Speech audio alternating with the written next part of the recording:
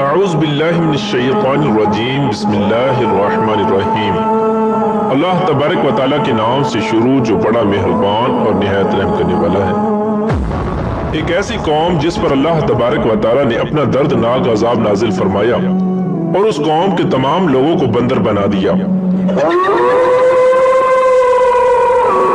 اس قوم کے لوگ کون سا ایسا گناہ کرتے تھے جس کی وجہ سے اللہ تبارک و تعالیٰ نے ان پر دردناک عذاب نازل فرمایا، اور یہ لوگ بندر بننے کے بعد کتنی دیر زندہ رہے اور پھر ان کو کس قدر دردناک موت آئی۔ جب یہ لوگ بندر بن گئے تو یہ لوگ اپنے عزیز و اقارب کو دیکھ کر ان سے کیا کہتے تھے، اور کیا آج کے دور میں پائے جانے والے بندر اسی قوم کی نسل میں سے ہیں؟ ان تمام تر سوالات کے جوابات قرآن و حدیث کی روشنی میں آج کی اس ویڈیو میں ہم آپ کو بتائیں گے، لہٰذا آپ سے گزارش ہے کہ ہماری اس ویڈیو کو اینڈ تک ضرور دیکھیے گا۔ انسانوں کے بندر بننے کی ابتدا حضرت داؤد علیہ السلام کے دور سے ہوئی۔ اس واقعے کا پس منظر کچھ یوں ہے۔ حضرت داؤد علیہ السلام اور ان کی قوم سمندر کے کنارے ایلا نامی قوم میں رہتے تھے، اور ان کی تعداد 70,000 کے قریب تھی۔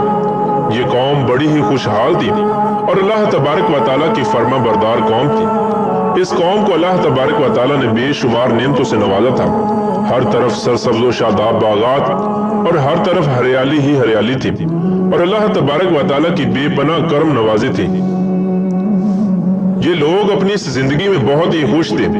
حضرت داؤد علیہ السلام کی قوم چونکہ سمندر کے کنارے رہتی تھی تو اللہ تبارک و تعالیٰ کا ان پر یہ خاص کرم تھا کہ سمندر کے اس کنارے پر بے پناہ مچھلیاں آتی تھیں جن کا یہ لوگ کاروبار کرتے تھے اور بہت ہی خوشحالی والی زندگی گزارتے تھے۔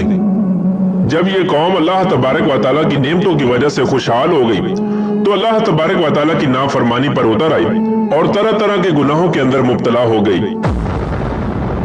اور پھر ایک دن اللہ تبارک و تعالیٰ نے اس قوم کا امتحان لینے کا ارادہ کیا اور حضرت داؤد علیہ السلام کو وحی بھیجی کہ اپنی قوم سے کہہ دے کہ وہ سنیچر کے دن یعنی ہفتے والے دن مچھلی کا شکار کرنا بند کر دیں۔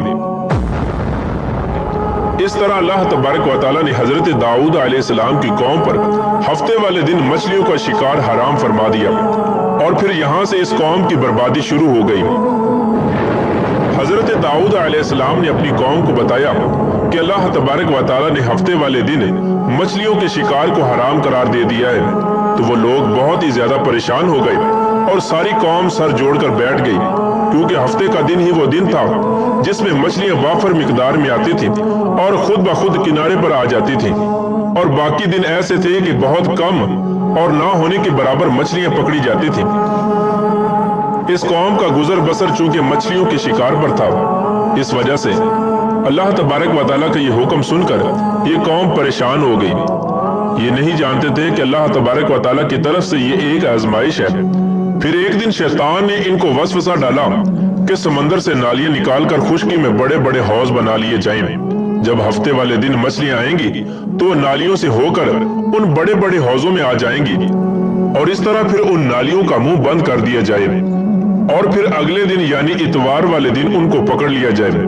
شیطان نے اس قوم کے لوگوں کو ورگلایا کہ اس طرح ہم ہفتے والے دن شکار سے بھی بچ جائیں گے اور مچھلیاں بھی ہاتھ آ جائیں گی اور وہ بھی پکڑی جائیں گی۔ بہت سے لوگوں کو یہ ہلا بازی اچھی لگی اور انہوں نے ایسا کرنا شروع کر دیا اور سمندر سے چھوٹی چھوٹی نالیاں نکال کر بڑے بڑے حوضوں میں ڈال دی، جس کے ذریعے وافر مقدار میں مچھلیاں ان حوضوں میں داخل ہو جاتی۔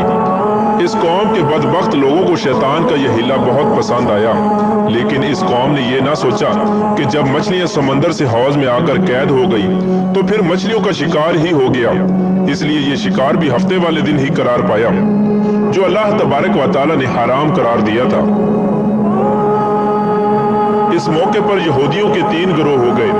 کچھ لوگ ایسے تھے جو شکار کے اس شیطانی ہلے سے منع کرتے تھے اور ناراض و بیزار ہو کر شکار سے باز رہے، اور کچھ لوگ اس کام کو دل سے برا جان کر خاموش رہے، لیکن انہوں نے شکار نہ کیا اور دوسروں کو منع بھی نہ کرتے تھے، بلکہ یہ لوگ منع کرنے والوں سے یہ کہتے تھے کہ تم لوگ ایسی قوم کو نصیحت کرتے ہو جنہیں اللہ تبارک و تعالیٰ ان قریب ہلاک کرنے والا ہے اور ان پر اپنا دردناک عذاب نازل فرمانے والا ہے۔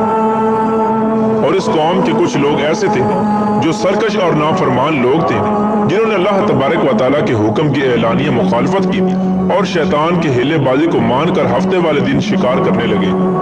یہ لوگ اللہ تبارک و تعالیٰ کے حکم کی کھلا مکھلا مخالفت کرتے اور ہفتے والے دن مچھلیوں کا شکار کر کے ان کو کھایا کرتے اور بیچا کرتے۔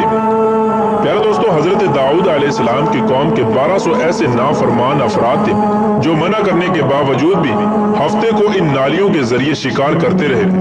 حضرت داؤد علیہ السلام نے ان 1200 نافرمانوں کو اللہ تبارک و تعالیٰ کے عذاب سے ڈرایا کہ وہ اللہ تبارک و تعالیٰ کی اس نافرمانی سے باز آ جائیں، لیکن وہ لوگ باز نہ آئے اور کھلے عام شکار کرنے لگے۔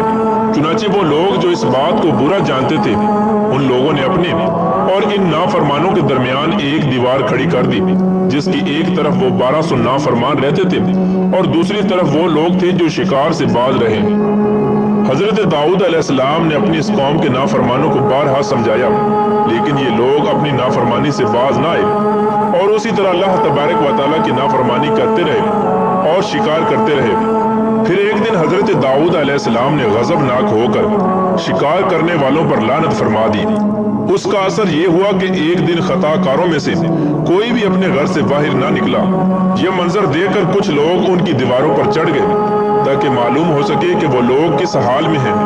جب ان لوگوں نے ان نافرمانوں کو دیکھا تو وہ سب کے سب بندر کی صورت میں مسخ ہو چکے تھے۔ اللہ تبارک و تعالیٰ نے ان کی نافرمانی کی وجہ سے ان پر اپنا دردناک عذاب نازل فرمایا اور ان کو انسانوں سے بندر بنا دیا۔ جب لوگ ان مجرموں کا دروازہ کھول کر ان کے گھر میں داخل ہوئے تو وہ بندر اپنے رشتہ داروں کو پہچانتے تھے اور ان کے پاس آ کر ان کے کپڑوں کو سونگھتے تھے اور زاروں کی طرح روتے تھے، لیکن وہ کچھ بول نہ سکتے تھے۔ اللہ تبارک و تعالیٰ کے ان نافرمان بندر۔ اگر آپ کو یہ ویڈیو اچھی لگے تو لائک اور سبسکرائب کر دیں۔ شکریہ۔